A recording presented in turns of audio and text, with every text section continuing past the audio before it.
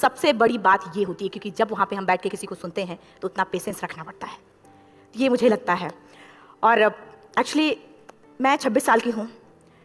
2011 में चलती ट्रेन से मुझे कुछ बदमाशों ने, मैं वॉलीबॉल चैंपियन भी रह चुकी हूँ, 2011 में चलती ट्रेन से मुझे बदमाशों ने एक गोल्ड चेन पहनी थी, चलती ट्रेन से मुझे उठा के बाहर फेंक दिया था। लखनऊ से दिल्ली आ रही थी मैं। कंपार्टमेंट में बहुत सारे, जनरल कंपार्टमेंट था, बहुत सारे लोग थे, किसी ने मना नहीं किया। एक प्लेयर का जो स्पिरिट होता है वो अपने आप, जब कोई छीनने की कोशिश करता कुछ भी, वो देता नहीं है। तो मेरे में भी था, मैंने मना किया और उन्होंने मुझे चलती ट्रेन से वो 4-5 ने उन्होंने बाहर फेंका। दुर्भाग्य ये था कि उसी समय दूसरी ट्रैक से ट्रेन आई और मैं उस ट्रेन में टकराई, फिर नीचे गिरी, दोनों ट्रेनें निकल गईं। कुछ देर बाद मैंने हाथ को ऐसे रख के उठने की कोशिश किया तो देखा कि मेरा पैर कट चुका था। थाई को उठा के देखा, मेरा पैर ऐसे जीन्स में लटका हुआ था, ब्लड फोर्स पोले निकल रहा, दूसरे पैर की हड्डियाँ टूट टूट के बाहर निकल चुकी थी। पूरी रात मैं चिल्लाती रही ट्रैक पे, छोटे छोटे पत्थर होते ऐसे चिल्लाती रही कि कोई बचा ले, कोई नहीं आया बचाने। और जब पूरी रात चिल्लाते चिल्लाते इतना कि मुझे दिखाई भी देना बंद हो गया, जब ट्रेन आता था तो वाइब्रेट होता था। इतना ही नहीं, फ्री का इन्विटेशन भी लोगों को मिल गया था, कुछ लोगों को। ट्रैक पे आपने ट्रेन की ट्रैक पे छोटे छोटे चूहे देखे होंगे, मेरे कटे हुए पैर पे आग के मेरे पैर कुतर रहे थे। मैं ब्रेन कॉन्शियस मेरा पूरा काम करता मेरे, लेकिन बॉडी में कोई भी मूवमेंट नहीं था। पूरे पल में वही चीज़ें सोच कि कैसे मैं अपने आप को कैसे बचा पाऊँ। लेकिन करीब पूरी रात ऐसे बीता। सुबह गाँव वालों ने मुझे बरेली डिस्ट्रिक्ट हॉस्पिटल यूपी में है, वहाँ पे हुआ था ये। सुबह गाँव वालों ने मुझे उठाया, डिस्ट्रिक्ट हॉस्पिटल ले जाके रखा। तो फार्मासिस्ट, डॉक्टर, सीएम, जितने लोग थे आपस में बातें कर रहे हैं, हमारे पास तो एनेस्थीसिया नहीं है, ब्लड नहीं है, इसका इलाज शुरू करें तो हम कैसे करें। मुझे भी नहीं दिखाई तो नहीं, लेकिन मेरा सुनाई दे रहा था सब कुछ वहाँ पे। कहाँ से हिम्मत आई मुझे भी नहीं पता। मैंने बोला वहाँ पे कि सर जब मेरा पूरा पैर कटा, तब मैंने इतनी देर रेलवे ट्रैक पे थी, मैं उस चीज़ को बर्दाश्त किया, तो अभी तो आप मेरे अच्छे के लिए मेरे पैर काटेंगे। शायद आपको यकीन नहीं होगा, या फिर कभी आप लोगों ने ये चीज़ नहीं देखी, कोई डॉक्टर या फार्मासिस्ट अपना ब्लड दे के किसी पेशेंट को बचाया। मेरी इस बात को सुनने के बाद वहाँ के डॉक्टर और फार्मासिस्ट दोनों ने एक यूनिट ब्लड दिया और मेरे पैर को बिना एनेस्थीसिया अलग कर दिया गया। आज भी मैं उस दर्द को महसूस करती हूँ, जब भी मैं जब बोलती हूँ तब मैं वो चीज़ें महसूस करती हूँ।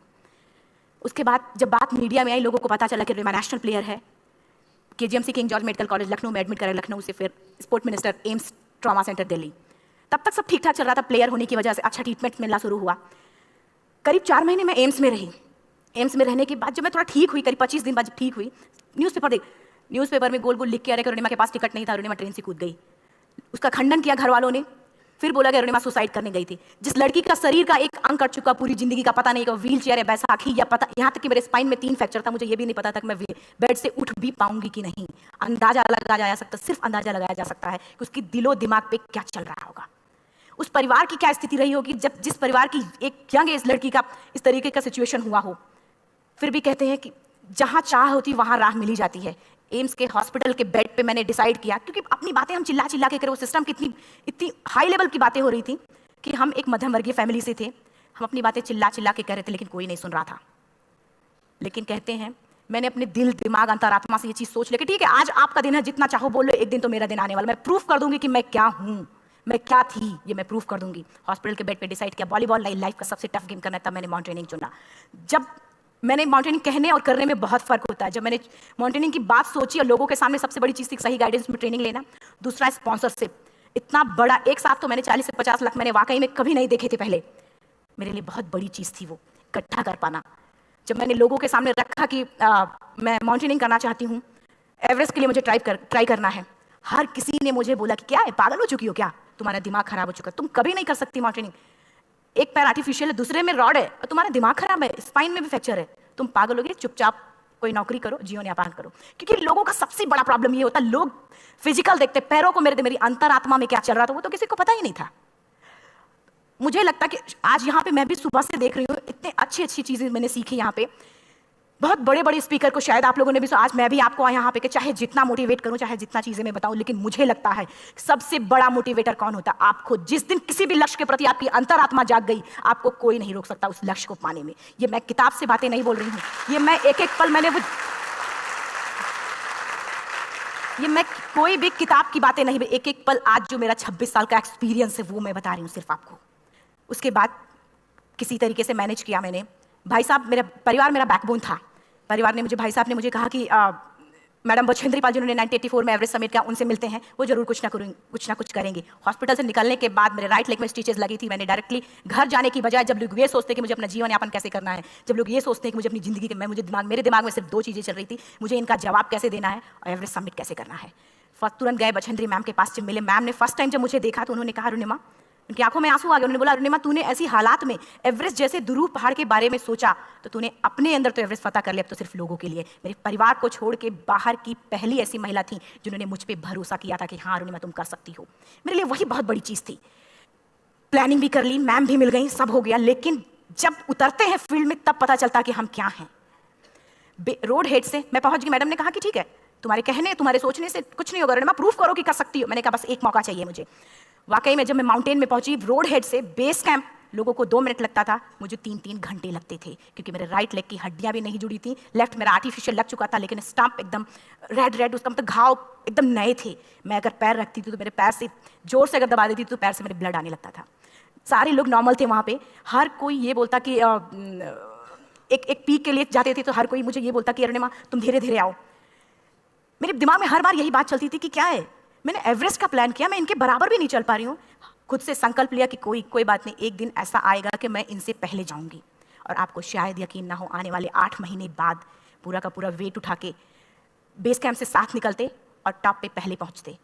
ऐसे करके देखते थे कि अरे ये लोग तो पीछे, खुशी होती थी। उससे भी ज़्यादा मुझे खुशी तब होना शुरू हुआ जब वो सारे लोग आके मुझसे ये पूछते, मैडम खाते क्या हो, बता दो, पैर नहीं है फिर भी कैसे चलते हो। उसके बाद पूरा मुझे स्पॉन्सरशिप मिला। मैं जब एवरेस्ट के लिए गई, मेरे लिए सबसे बड़ा एवरेस्ट की जर्नी में मेरे सबसे बड़ा चैलेंज यही था कि दूसरे को समझा पाना।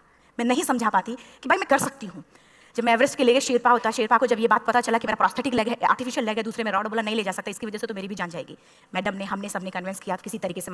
वाकई में जो टीवी में हम और उसमें फोटोज में देखते हैं ब्लू और ग्रीन आइस, हिला देने वाला होता, जितना सुंदर दिखता उतना ही हिला देने वाला होता। जब मैं हमारे ग्रुप में 6 लोग थे, रॉकी एरिया तक मैं सबसे पहले थी, लेकिन जैसे ही मैं ग्रीन और ब्लू आइस में गई, मेरा आर्टिफिशियल लेग स्लिप कर जाता था। फ्रंट पॉइंटिंग से जब मैं फ्रंट क्रैम्पोन से फ्रंट पॉइंटिंग मारती थी, लेफ्ट से पेन होता था तब भी करते, लेकिन आर्टिफिशियल जैसे फ्रंट पॉइंटिंग मूव हो जाता, मेरा पैर ही मूव हो जाता था। शेरपा मुझे बोला नहीं हो सकता अरुणिमा, जबरदस्ती मत करो। मैंने कहा कुछ नहीं, ये मेरा पैर है, मैं जानती हूँ कैसे चलेगा। फाइनली 1, 2 बार, 3 बार करने, 4 बार, 5 बार होल हो जाता था, आइस थोड़ा टूट के निकलता था, तो मैं वहाँ पैर रख के जाती थी। कैंप 3 तक ठीक था, प्रॉपर एक्लेमेटाइज किया अपने आप। कैंप 3 तक जनरली गए। बात जब कैंप 3 के ऊपर की होती है, साउथ कोल समिट, अच्छे माउंटेनियर, अच्छे दिलेर के हौसले धरे के धरे तब रह जाते हैं जब अपनी आंखों के सामने किसी को मरता देखता है, और दिमाग में बात, जब जिसको डिसीजन मेकिंग, और जब दिमाग में बातें जब ये आने लगती हैं कि अरे जिस चीज़ के लिए हम जा रहे हैं उसी चीज़ के लिए आदमी मर रहा है, इसी चीज़ के लिए मर चुके हैं। रात में क्लाइंबिंग, ज़्यादा से ज़्यादा माउंटेनिंग रात में की जाती है क्योंकि वेदर शांत होता है। जब मैं रात में निकली साउथ कोल से, कैंप 4 से, मेरी हेडलाइट जिधर ही हेडलाइट जा रही थी उधर ही डेड बॉडीज मुझे नजर आ रही थी। मेरे रोंगटे खड़े हो रहे थे, मुझे समझ में नहीं आ रहा था कि मैं करूं तो क्या करूं। इतना ही नहीं, मैं जिस रोप में थी उसी रोप में जब मैं आगे जा रही हूँ, और एक बांग्लादेशी, उनका हाथ हल्का हल्का ऐसे हिल रहा, मुंह से आवाज आ रही थी। मैं एक्सप्लेन नहीं कर सकती मुझे कितना डर लग रहा था। बार बार ये बार बार मन में आता, इसका ऑक्सीजन खत्म हुआ है, ये मर चुका है लास्ट सिचुएशन में, और हम कुछ नहीं कर पा रहे हैं, क्या करें। उसके बाद मैंने 10 से 15 मिनट सिर्फ मैं वहाँ खड़ी रही। मैंने सिर्फ इतना बोला कि अगर आप सभी में से सभी ने एवरेस्ट सबमिट कर लिया तब तो ठीक है, अगर नहीं सबमिट किया है मैं सबके लिए एवरेस्ट सबमिट करूँगी और जिंदा वापस जाऊँगी। क्योंकि जैसा हम सोचते हैं हमारी बॉडी उसी तरीके से जनरेट करना शुरू करती है। मैंने डेड बॉडी, क्योंकि जा ही नहीं सकते थे किनारे से, उसी रोप में वो एंकर है, डेड बॉडी को लांगी और लांग के जाना शुरू किया। हिलेरी स्टेप साउथ समिट के करीब जब मैं खुद पहुंची, मेरे शेरपा ने एक जोर से झटका मुझे दिया कि अरुणिमा वापस चलो, तुम्हारा ऑक्सीजन खत्म हो रहा है। हिलेरी स्टेप के बाद एवरेस्ट समिट है, थोड़ा चलने के बाद एवरेस्ट समिट है। अगर कोई आपसे ये बोले, आप अपने टारगेट के इतने करीब हो, अगर कोई आपसे ये बोले कि अरुणिमा वापस चलो, कैसा लगता है? मैंने भी यही बोला, सर क्या बोल रहे हो आप, मैं नहीं जाऊंगी वापस।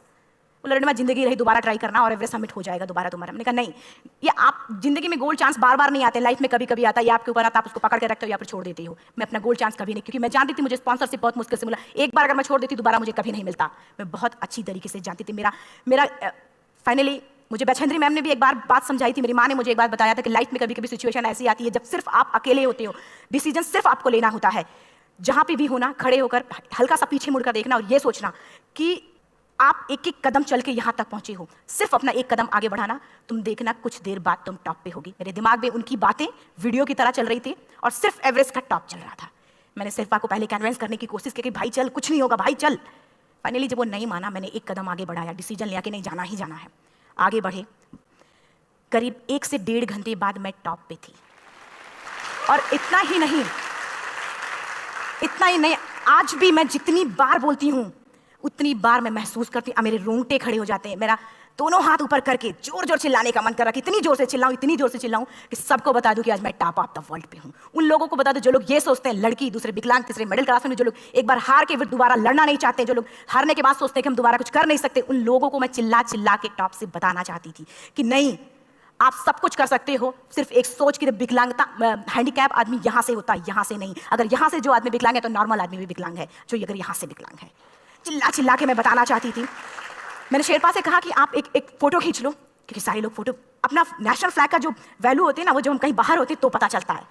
मुझे भी बहुत खुशी हो रही थी, फ्लैग को हक किया और बोला फोटो खींचो। बोला पागल हो गई है, तेरा ऑक्सीजन कभी भी खत्म हो जाएगा, नीचे चल। कहने एक फोटो खींच लो।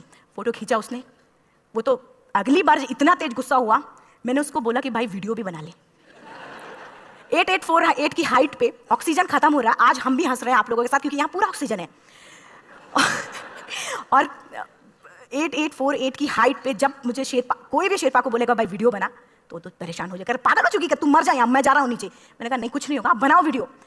किसी तरीके से मन में 4-5 पेयर बैटरी रख के लेके गई कि डिस्पोजल कैमरा, एक अलग कैमरा की, मतलब एक नहीं काम करेगा तो दूसरा करेगा, प्रॉपर प्लानिंग से। शायद आप लोग भी सोचो कि वाकई में लड़की को इतना बड़ा रिस्क लेने की क्या जरूरत थी, कि जिंदगी कभी भी जा सकती थी इसकी। लेकिन मैंने वो रिस्क लिया क्यों? क्योंकि मैं चाहती थी, कहीं ना कहीं से मेरे भी दिमाग में ये बात आ चुका था कि मैं जिंदा वापस ना जाऊं। मैं चाहती थी कि अगर मैं जिंदा ना जाऊं तो ये वीडियो मेरे इंडिया, शेरपा से मैंने यही बात बोली, ये वीडियो अगर मैं जिंदा नहीं जाती, ये वीडियो मेरे इंडिया पहुंचा देना, मेरे यूथ तक चला जाएगा। क्योंकि मैं चाहती थी कि 11 अप्रैल 2011 को मेरा एक्सीडेंट हुआ, 21 मई 2013 10:55 पे मैं टॉप ऑफ द वर्ल्ड पे थी। ऑलमोस्ट 1 से 2 साल के अंदर कैसे यहां से मैंने ये चीज, मैंने कभी भी कामयाब होने की मेरी वो जिंदगी बन चुकी थी, मेरा जुनून बन चुका था, मेरा पैशन मेरा जिद बन चुका था। वो मेरा सोते उठते बैठते सिर्फ मुझे एवरेस्ट दिखाई जाए। और मुझे लगता है किसी को भी अगर अपना लक्ष्य पाना है, यहां से अगर वो पागलपन जब तक नहीं आएगा तब तक नहीं होगा। वो फाइनली उसने वीडियो बनाया। आप बोल रहे फटाफट अरुणिमा नीचे भागो। जब मैं टॉप पे थी तो कुछ लोग और भी थे, लेकिन 10:55 पे मैंने एवरेस्ट समिट, 11 बजे के बाद अगर कोई अटेम्प्ट करने की कोशिश करता है उसको सुसाइड अटेम्प्ट बोलते हैं। जैसे ही मैं नीचे चलना शुरू की, मैंने कहा भाई हाँ चल नीचे चलते हैं। ज़्यादा से ज़्यादा मौतें नीचे आते वक्त होती हैं एवरेस्ट पे। जब मैं नीचे आ रही हूँ, थोड़ा दूर ही मैं नीचे चली थी, मेरा ऑक्सीजन पूरी तरीके से खत्म। सिर्फ अंदाजा लगा सकता कि जब ऑक्सीजन खत्म हुआ क्या परिस्थिति रही होगी। मैं ऐसे नीचे गिर गई और शेरपा मुझे बोला कि अरुणिमा मुझे यकीन नहीं था कि तू एवरेस्ट समिट कर पाएगी, लेकिन फिर भी तूने किया। मैं चाहता हूँ कि अरुणिमा जिंदा चल, तू वापस उठ, खड़ी हो। मुझे खड़ा करने की वो कोशिश कर रहा था बार बार, मैं खड़ी नहीं हो पा रही थी, वाकई में दम ही नहीं था। लेकिन फिर भी कहते हैं कि जैसे हमारे नियम होते हैं वैसे ऊपर वाले के भी नियम है। उसकी लिस्ट में जब मेरा नाम नहीं है तो वो मुझे नहीं ले जा सकता। अगर दूसरी चीज, मेरा कॉन्सेप्ट एकदम क्लियर हो चुका था। जब रेलवे ट्रैक पे मैं थी, रेलवे ट्रैक पे 7 घंटे में पड़ी थी, 49 ट्रेन अप डाउन हुई थी, तो मेरा कॉन्सेप्ट एकदम क्लियर हो चुका था। इसका मतलब है कि ऊपर वाले ने अगर मुझे कुछ बचाया है तो कुछ ना कुछ इतिहास रचने के लिए बचाया है। मैंने पॉजिटिव तरीके से सोचा। और उसी समय एक ब्रिटिश क्लाइंबर नीचे से ऊपर आ रहा था और उसके पास 2 ऑक्सीजन, तो उसने एक को वहीं फेंका और दूसरे को लेके नीचे जाना शुरू किया, क्योंकि वेदर खराब था। मेरा शेरपा मुझे एंकर किया और जाने लगा नीचे, और वो फटाफट उसको लेके आए, मुझे लगाया। उसने बोला अरुणिमा तू बहुत लकी है कि तुझे यहाँ पे ऑक्सीजन मिला है। वाकई में ऊपर वाला भी चाहता है कि तू जिंदा रहे। वो मुझे बार बार लकी बोल रहा था। शायद आप लोग में से भी कोई होगा कि जो लक और भाग्य जैसी चीज़ों पे यकीन करता हो, या पता नहीं भी। मैं किसी की भावनाओं को ठेस नहीं पहुंचाना चाहती, लेकिन मैं किसी भी चीज़ों पे भरोसा नहीं करती, क्योंकि मेरा मानना है कि लक भी उसी का साथ देता है जिसके अंदर जीतने का जज्बा है। अगर आपके अंदर जीतने का जज्बा नहीं है, चारों तरफ सिर्फ बहाने होते हैं, सिर्फ बहाने, इतना सारा एक्सक्यूज होता है। शायद मैं भी अगर वापस आ गई होती तो मैं बोल देती मेरा ऑक्सीजन खत्म है, कोई मुझसे पूछने ना बचेंद्री मन, मेरा परिवार, कोई भी मुझे पूछने नहीं आता। लेकिन क्या कभी मैं अपने आप को समझा पाती? कभी नहीं। फाइनली जो भी था, लक भाग्य किस्मत में नीचे आ रही थी, बहुत खुश थी। माउंटेन, डेड बॉडीज, मेरा शेरपा, ये लोग थे। मैं किसी से शेयर भी नहीं कर पा रही थी, अरे मैंने एवरेस्ट समिट किया, किसी से शेयर भी नहीं कर पा रहे थे। फटाफट मैंने नीचे हील मार के, हमारे से हील मार के नीचे आ रहे थे। एकाएक मेरा प्रोस्थेटिक लेग, पूरा का पूरा लेग ही निकल गया। -60 डिग्री तक टेम्परेचर डाउन हो जाता है एवरेस्ट पे। मेरा हाथ वगैरह ये सब ऐसे मूवमेंट, ऐसे मुड़ नहीं रहा था, ब्लड निकलने लगा था, ये सब यहाँ पे। मुझे शेरपा से मैं बोल रही कि ऑलरेडी मेरा पैर कटा हुआ है, अगर दिमाग में ये बात है कि मेरा हाथ भी काटना पड़ेगा, कैसा लगेगा मेरा दिमाग? क्योंकि ये ऐसा मूवमेंट, रेड 3 स्टेज होती हैं। रेड मेरा हो चुका था, रेड ब्लैक, ब्लू ब्लैक हो तो काटना पड़ेगा। तो बार बार मैं बोल रही हूँ शेरपा से कि भाई हाथ मेरा कुछ हो रहा है, इसमें मूवमेंट नहीं हो रहा है, यहाँ सबसे ब्लड हो। बोला अरुणिमा कुछ नहीं, जितना नीचे जाएंगे उतना अच्छा होगा। प्रोस्थेटिक लेग मेरा निकल चुका है, मैं रुकी हूँ, मेरा ऑक्सीजन चलना बड़े मुश्किल से, लक भाग्य किस्मत जो भी था मुझे मिला था। शेरपा मेरे आगे है, लास्ट मोमेंट तक वो मुझे बोलेगा, अगर वो मैं नहीं चलती वो मुझे छोड़ के चला जाए। गलती उसकी भी नहीं होती, क्योंकि वो क्या करे, क्लाइंबर की वजह से, या तो अपनी जान वो भी दी, गलती उसकी भी नहीं है। लास्ट में मेरी आंखों से आंसू निकलने लगा। मैंने सोचा क्या करूं अब? रोने अपने आप आंसू नहीं, कहीं ना कहीं से आ ही जाता है। दूसरे पल मुझे समझ में आ गया कि रोने धोने से कुछ नहीं होगा। मैंने आंसू को पोंछा और जो मेरी रोप थी, रोप को पकड़ा, दूसरे हाथ से आर्टिफिशियल लेग को, पैर को घसीट घसीट के चलना शुरू हो गया, क्योंकि मेरे पास यही था। ये तो दूसरा था, गिव अप कर दो ही चीज़ थी। पैर को घसीट घसीट चलना शुरू हुआ। कुछ दूर नीचे चलने के आने के बाद रॉक था, उसमें घुसे, पैर को खोला, सही किया, फिर नीचे चला। Camp 4 to summit to camp 4 3,500 feet है, और इसमें टोटल जनरली लोग 16 से 17 घंटे में समिट कर लेते हैं। मुझे टोटल 28 घंटे लगे थे। हर माउंटेनियर, चाहे बाहर का या फिर इंडिया का, हर किसी ने ये मान लिया था कि अरुणिमा जिंदा वापस नहीं आएंगी। हर किसी ने ये चीज़ मान लिया था। लेकिन मुझे लगता, जब मैं वापस साउथ पोल पहुंची, जब मैं टेंट का जीप खोला, मैंने हर किसी ने कहा कि अरे तू यहाँ है, हम तो सब सोच लिए थे तू चली गई। हर किसी ने ये बोला था। फिर सब खुशी मना रहे थे हम सब। देखिए, ये सब बताने का मेरा सिर्फ एक मकसद था कि सब कुछ हम में है, हम जैसा चाहें वैसा कर सकते हैं। ऑलरेडी टाइम हो चुका है।